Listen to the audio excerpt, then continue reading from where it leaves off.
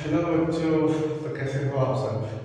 तो उम्मीद करता हूँ आप लोग अपने नोट्स कॉपी लेकर सब तैयार होंगे। तो आज से हम शुरू करने वाले हैं अपनी नई साइंस की क्लास, जिसमें मैं आपको ए टू जेड साइंस में जो एसएससी और रेलवे में आने वाले जितने भी क्वेश्चंस होंगे उन सब के बारे में धीरे धीरे करके बताता जाऊँगा। जहाँ मेरे को लगेगा कि आपको ट्रिक समझानी है मैं आपको ट्रिक से समझाऊंगा, जहाँ मुझे लगेगा कि आपको एक्सप्लेन करना है मैं वहाँ से आपको एक्सप्लेन भी करूँगा। तो आप साथ के साथ अपने नोट्स बनाते रहिए और साथ के साथ मेरे स्टार्ट करिए, ठीक है। तो चलिए आज हम पहले साइंस होता क्या है उसे समझते हैं। देखिए साइंस साइंस को दूसरी भाषा में क्या लिखा जाता है, दूसरी भाषा इन द सेंस हिंदी में। तो हिंदी में साइंस को क्या लिखते हैं, विज्ञान। क्या होता है, विज्ञान, ठीक है। तो अब साइंस की जो डेफिनेशन है या परिभाषा है वो ये कहती है कि प्राकृतिक जगत का अवलोकन। अवलोकन का मतलब क्या होता है, ऑब्जर्वेशन करना, जानना, पहचानना, अवलोकन करना। और प्रयोग, प्रयोग का मतलब एक्सपेरिमेंट। क्या है कि प्राकृतिक जगत का अवलोकन करना यानी ऑब्जर्व करना। हम देखते हैं बहुत सी चीजें ऐसी होती रहती है, जैसे आंखों का पलक के झपकाना, चलना, मोशन, ये सब जितनी भी चीजें जो हम अपनी आंखों से महसूस कर पा रहे हैं, आंखों से देख पा रहे हैं, वो क्या किसमें आती है, अवलोकन में या ऑब्जर्वेशन में। हम उनको ऑब्जर्व कर रहे हैं, ठीक है। और प्रयोग, प्रयोग का मतलब क्या है, एक्सपेरिमेंट के माध्यम से अध्ययन। अगर आप किसी भी अवलोकन और प्रयोग के माध्यम से अध्ययन करते हो, एक व्यवस्थित साक्ष्य आधारित प्रक्रिया है। कैसी प्रक्रिया है, व्यवस्थित और साक्ष्य आधारित। क्योंकि हम विज्ञान के बारे में जब भी पढ़ते हैं हमें एक चीज पक्का पता होनी चाहिए, वो ये है कि हमें साक्ष्य का पता होना चाहिए कि क्या उसके साक्ष्य हैं। क्या अगर बिना किसी साक्ष्य के हम कहेंगे, मैं कह दूं कि मेरे पेट में जैसे अंतड़ियां हैं, या मैं कहूं कि मेरे पेट के अंदर बोन्स है, हड्डियां हैं, तो क्या ये पॉसिबल है, नहीं है। क्या इसके कोई साक्ष्य है, नहीं है। तो जब भी साक्ष्य आधारित प्रक्रिया होगी वो क्या कहलाएगी, साइंस कहलाएगी, ठीक है। तो आप इस डेफिनेशन को एक बार मेरे साथ पढ़ के देखिए कि प्राकृतिक जगत का अवलोकन और प्रयोगों के माध्यम से अध्ययन करने की एक व्यवस्थित साक्ष्य आधारित प्रक्रिया है, उसे क्या कहते हैं, विज्ञान कहते हैं। जिसका उद्देश्य ज्ञान का निर्माण करना है। क्या काम है साइंस का, ज्ञान का निर्माण करना। और ज्ञान का निर्माण कैसे होगा, साक्ष्य आधारित। साक्ष्य होगा तभी वो ज्ञान माना जाएगा। बिना साक्ष्य के तो मैं कुछ भी कह सकता हूँ, क्या वो पॉसिबल है। मैं कह दूं कि ये मेरा शरीर है, ये तुम हो, तो क्या ये पॉसिबल है, क्या इसका कोई साक्ष्य है कि ये मैं ही हूँ, नहीं है। मैं तो यहाँ हूँ, आए ना। मैं कह दूं कि तुम यहाँ खड़े हो, तो क्या खड़े हो यहाँ पे, नहीं खड़े हो। क्यों, क्योंकि मेरे पास इसका कोई साक्ष्य ही नहीं है। तो साक्ष्य होगा तभी तो हम कह पाएंगे ना कि कोई चीज है या नहीं है। तो क्या आपको ये इतनी सी लाइन समझ आई या नहीं आई कि प्राकृतिक जगत का अवलोकन और प्रयोगों के माध्यम से अध्ययन करने की एक व्यवस्थित साक्ष्य आधारित प्रक्रिया को क्या कहा जाता है, साइंस कहा जाता है। जिसका उद्देश्य ज्ञान का निर्माण करना है, जिसका उद्देश्य क्या है, ज्ञान का निर्माण करना। Systematic evidence based process of investigating the natural world through observation and experiment to build knowledge। क्या यहाँ तक की बात समझ आ गई, बताइए। सिस्टमैटिक, सिस्टमैटिक का मतलब क्या है, व्यवस्थित। एविडेंस मतलब साक्ष्य। बेस्ड प्रोसेस आधारित प्रक्रिया of investigating the natural world. विज्ञान, विज्ञान का शब्द देखिए क्या बन रहा है, ये वी, और ये ज्ञान। वी का मतलब विश्व और ज्ञान का मतलब ज्ञान, तो पता ही होगा। तो जो चीज विश्व का ज्ञान करवा दे, कैसे ज्ञान करवाएगा, अवलोकन और प्रयोगों के माध्यम से, उसे क्या कहा जाता है, विज्ञान कहा जाता है। तो आप एक बार इस डेफिनेशन को नोट कर लीजिए, फिर हम आगे बढ़ते हैं कि साइंस कितने भागों में डिवाइड किया गया है और आपके टॉपिक में कितने भाग आते हैं। ठीक है, तो एक बार इसे नोट कर लीजिए।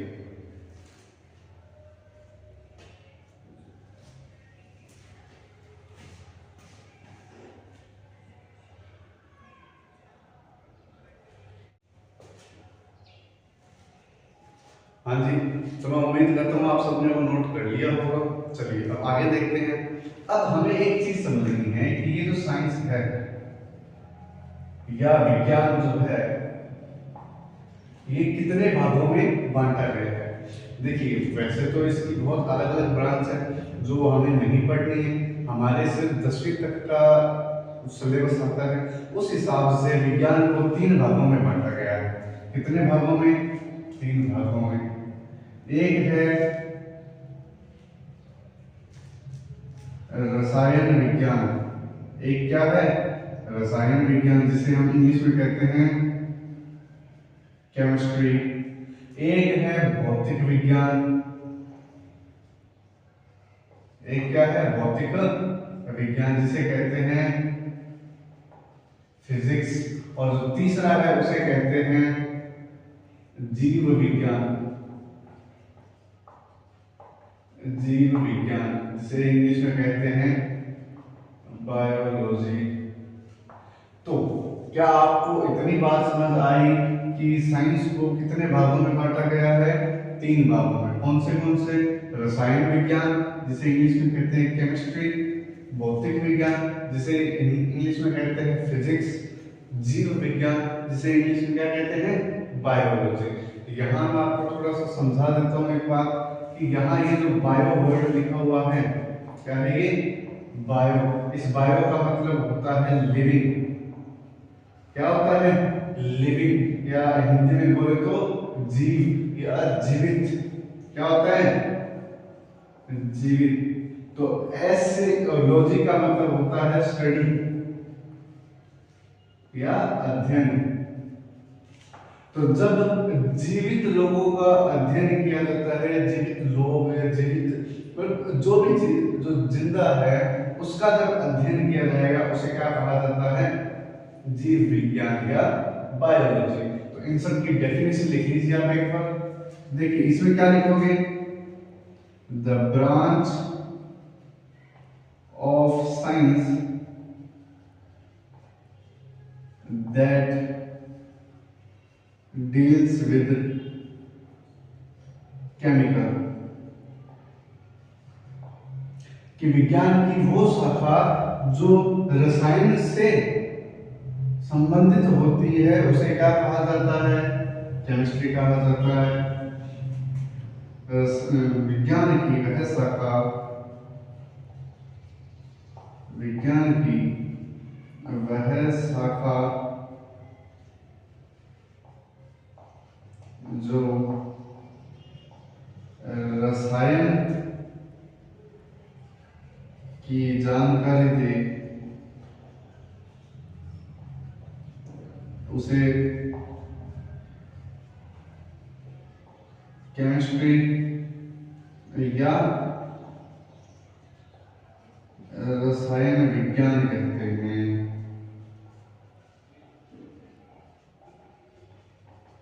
चलिए क्या आपको ये बात समझ आ गई? अगर आ गई तो आप इसे लिख लीजिए सेम कि the branch of science that deals with chemicals is called as chemistry. या विज्ञान की वह शाखा जो रसायन की जानकारी दे, रसायन के बारे में बताए, उसे क्या कहते हैं? रसायन विज्ञान कहते हैं। उसी तरह ये फिजिक्स है या भौतिक विज्ञान है। The branch of science, the branch of science that deals with physical quantity,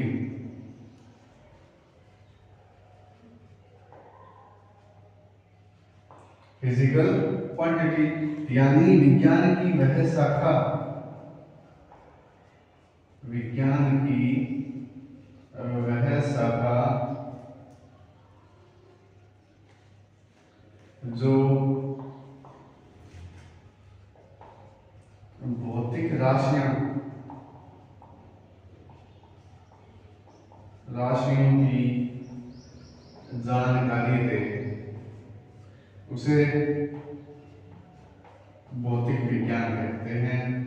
क्या कहते हैं? भौतिक विज्ञान कहते हैं। क्या यहां तक की बात समझ आ गई? क्या आपको दो चीजें समझ आई कि the branch of science that deals with chemicals is called as chemistry, जिसमें हम सिर्फ और सिर्फ रसायन के बारे में पढ़ेंगे, केमिकल्स के बारे में पढ़ेंगे, उसे क्या कहते हैं? केमिस्ट्री या रसायन विज्ञान। The branch of science that deals with physical quantity, भौतिक राशियां। अब देखिए, आप सबने 10वीं तक तो पढ़ाई होगा, 10वीं में विज्ञान पढ़ी होगी तो आपने स्टार्टिंग के 2 या 3 चैप्टर पढ़े होंगे जिसमें हम केमिकल्स के बारे में पढ़ते हैं। हाँ या ना? केमिकल्स जैसे HCl, NaCl, acid base and salt वाला चैप्टर था, तो वो सब क्या थे? केमिकल्स ही तो थे। और जो हमें केमिकल्स की जानकारी दे उसे क्या कहते हैं? केमिस्ट्री कहते हैं।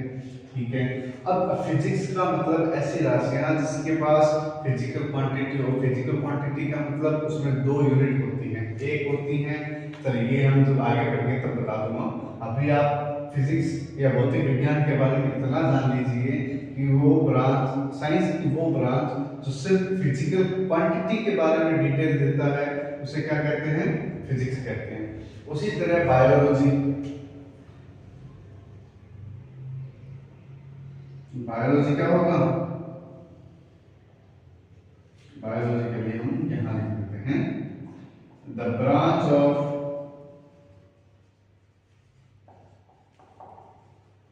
Science that deals with living organism.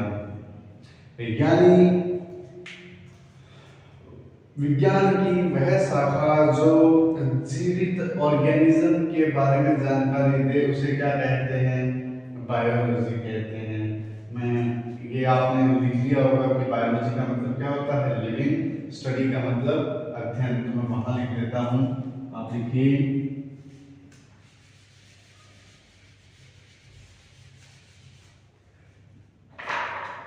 तो यहां लिखिए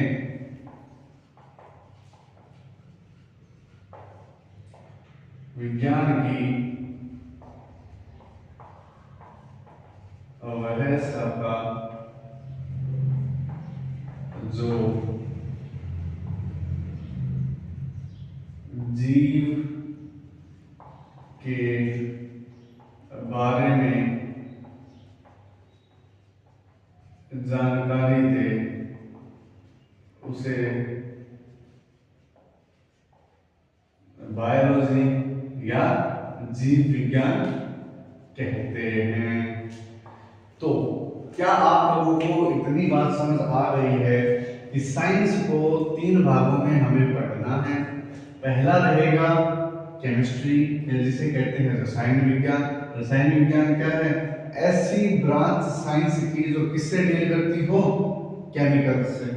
दूसरा है फिजिक्स, ऐसी ब्रांच जो किससे डील करती हो? फिजिकल क्वांटिटी यानी भौतिक राशियों से जो डील करती है उसे क्या कहेंगे? फिजिक्स या भौतिक विज्ञान। और बायोलॉजी, ऐसी ब्रांच जो डील करती हो किससे? लिविंग ऑर्गेनिज्म से, जिसके अंदर हम क्या पढ़ेंगे? लिविंग ऑर्गेनिज्म के बारे में पढ़ेंगे। तो इतनी बात क्या आप लोगों को समझ आ गई है? अगर आ गई है तो आप मेरे साथ आगे बने रहिए। अब आज इतनी ही क्लास रहेगी। अगली जो क्लास होगी उसके अंदर हम बायोलॉजी का पहला चैप्टर स्टार्ट करेंगे। उस पहले चैप्टर का नाम होगा आपका सेल बायोलॉजी। क्या है? सेल बायोलॉजी, जिसे हिंदी में कहते हैं कोशिका जीव विज्ञान।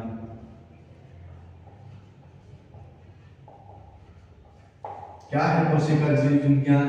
उसे जानने के लिए आपको हमारे चैनल को सब्सक्राइब करना पड़ेगा और कल वापस आना पड़ेगा। तब तक के लिए बाय बाय बच्चों, और मैं उम्मीद करता हूँ कि आपको थोड़ा बहुत ही सही, लेकिन मेरा पढ़ाया कुछ समझ आया होगा। ठीक है, तो चलिए मिलते हैं आपसे कल की क्लास में, तब तक के लिए बाय, थैंक यू।